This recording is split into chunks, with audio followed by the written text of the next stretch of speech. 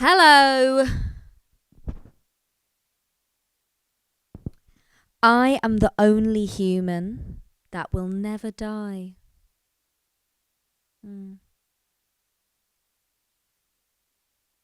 I'm a cartoon, and no one recognizes me. I'm God.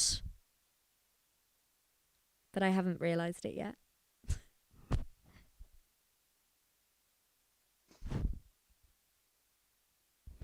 I've been stuck in this tunnel for 4 hours and I'm dying for a wee. Don't look at me while I piss into this bottle.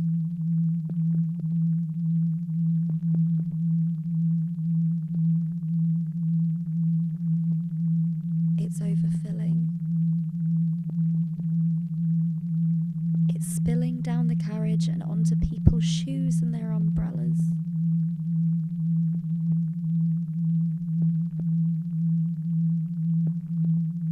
They're embarrassed.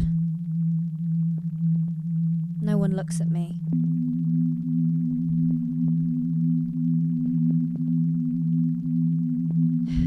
I drop the knife and I cut the cat's brain in half. I opened that door with magic. I'm galloping with the wind in my mane. I'm having sex. Right now.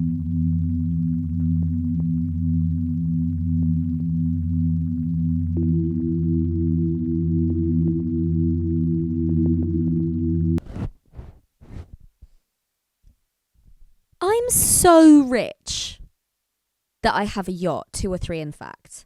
And I have a whole staff of people like butlers, drivers, pool cleaners, personal assistants, hairdressers, personal stylists, holiday planners, an on-site dentist, an on-site doctor, an accountant, a banker. And I'm so lovely to them that I think of them as my best friends. But they slowly, over a series of weeks, start to poison my dinners and slowly take away all of my belongings. But I am so kind and so lovely that I forgive them in my last dying breaths. Because I am that lovely.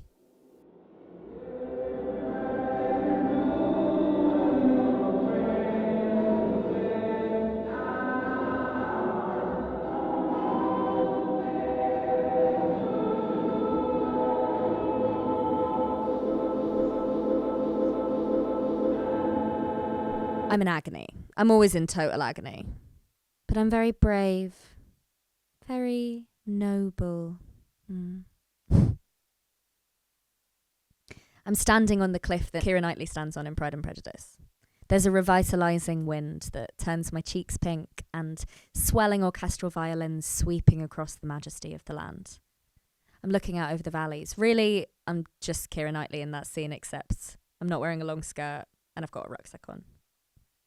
It's sunny, but not too sunny. It's perfect.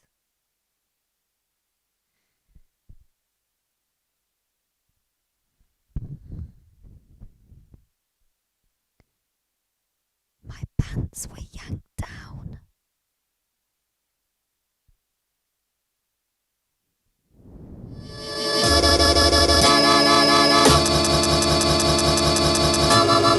I will be the person to prove that aliens are real. I wake up in the hospital and I say, I'm sorry, that must have been so scary.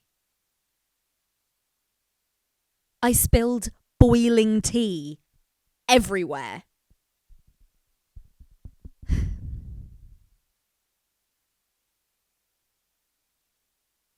I haven't been outside in over 4 weeks. And when the postman comes, I deliberately open the door when he's nearby. Only I don't say anything because I've forgotten how to speak to people. And instead he just awkwardly smiles and I close the door and cry.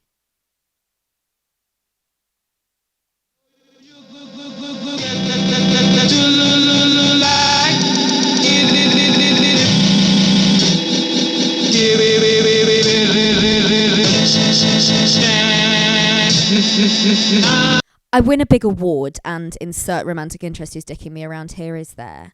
And he comes up to me and tells me that I'm beautiful and so talented and wouldn't I give it another go? And I say, no, I don't mean you any ill will, but I've moved beyond you. I'm different now and I'm so full of grace and I look unspeakably hot. And look at me now, look at me now, look at me now, look at me now.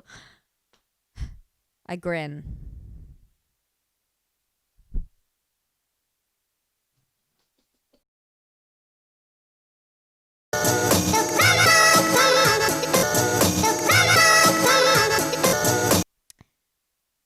I'm in my old office and a gunman comes in and everybody is screaming. But I offer to join him. I say, I hate these bastards. I'll kill them all. I've got nothing to lose. So he gives me the gun. I make this big speech about how you've wronged me. And you think I'm going to shoot you, but actually I shoot the gunman. Sometimes I shoot to kill and sometimes I'm ethical and I shoot him in the arm so that he drops the gun.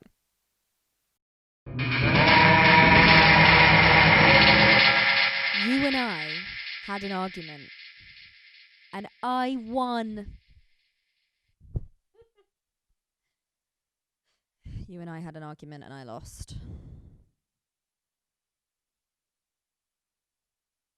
I was bitching about you and you heard me telepathically.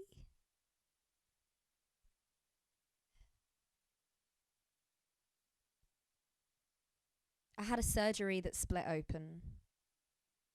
Or I perforated myself. Or my spine is twisted. And I'm in agony. I'm always in total agony. But I'm very brave. Very noble. I ask you to call the ambulance. And I say, don't worry. I'll be okay. Just help me stop the bleeding and keep me awake. Cut to me waking up in the hospital, you at my bedside. And I say, I'm sorry, that must have been so scary for you.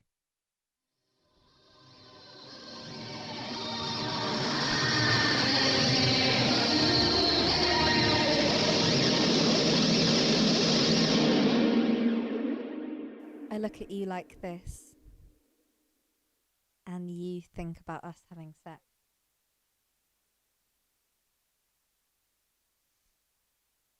I spill sticky orange juice all over your new laptop and you're really angry. I'm trimming your pubic hair and my hand slips and the tiny teeth in the trimmer get caught in your labia and rip it to shreds and you're really angry. I'm cutting your stomach open and the skin is falling away slowly. There's a burst of red and pink going upwards and outwards. And you smell like warm blood and iron. You're really angry. I accidentally kill you in a car accident. The guilt punches me in the stomach. I jerk away from the feeling, thinking that the thought will stay still, hanging in the air and not in me anymore.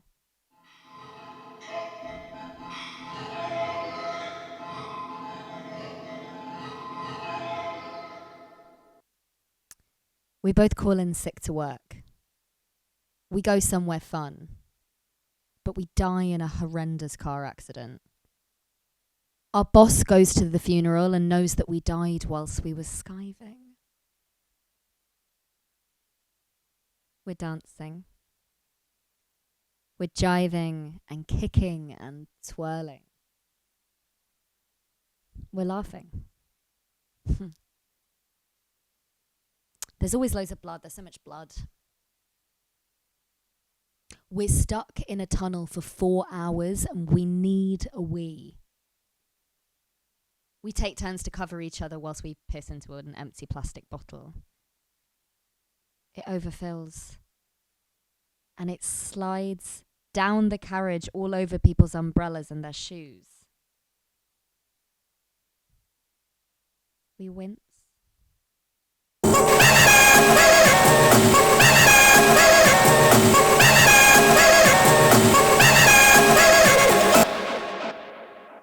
Our brains have fused. We've found a way to short-circuit speech, and we communicate via our brainwaves. We're in a lift. Just the two of us. We've been stuck in here for hours. Eventually we'll sleep together.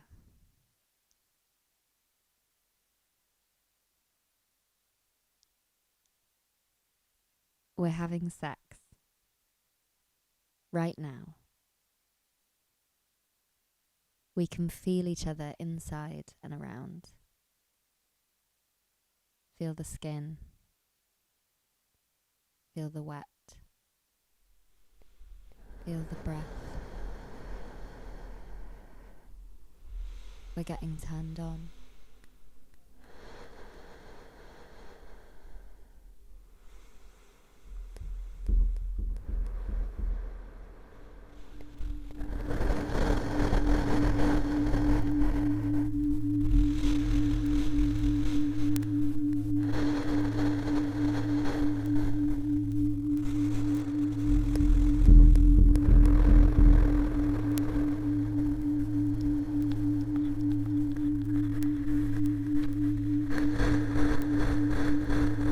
You connect to your body. You hear the sounds in your ears. You feel the fall. You see the blood. You feel the panic.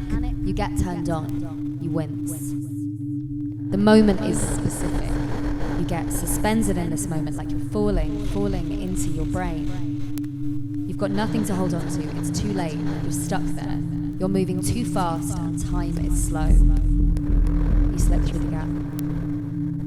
You get the usual, what if you jumped in front of this tube? What if you went in the kitchen and cut your wrist open with a knife? What if you got hit by a car, hard enough to put you in the hospital for a couple of weeks, but not hard enough to cause lasting damage? What if it did cause lasting damage? Your pants were yanked down.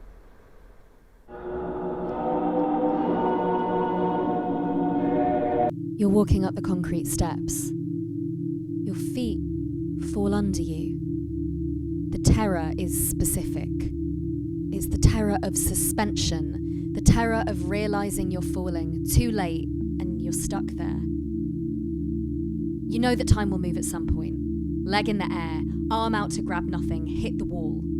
You're moving too fast, but time is slow. On these concrete East German steps.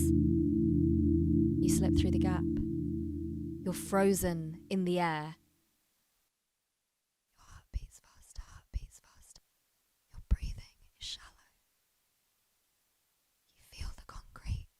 Taste the blood. You think it's not possible for me to fall. You think I'm going to bash my head in. You think these stairs will be the death of me. You think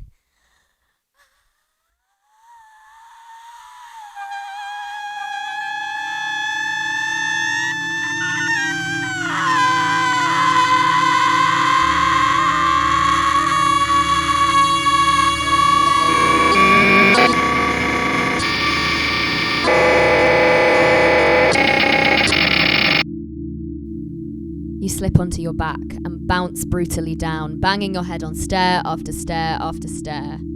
Crack. Your blood is seeping down the steps. There's always so much blood, loads of blood.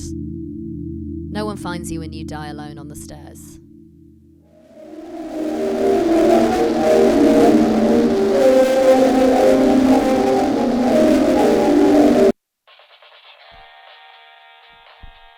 You drop a knife and cut the cat's brain in half. You open that door with magic. You're God, but you haven't realised it yet. You get a belly rub by a dog. You smoke a cigarette like this and talk to someone about how they owe you money. You walk down the street to M&S. You rest your head in your hands and nibble at your fingernails. You're drinking sticky orange juice. You're galloping with the wind in your mane. You bitched about me, and I heard it telepathically. You're dancing. You're sat with your laptop and the phone in the seat next to you. You're having sex. You spend 47% of your waking hours daydreaming. It's time to come back.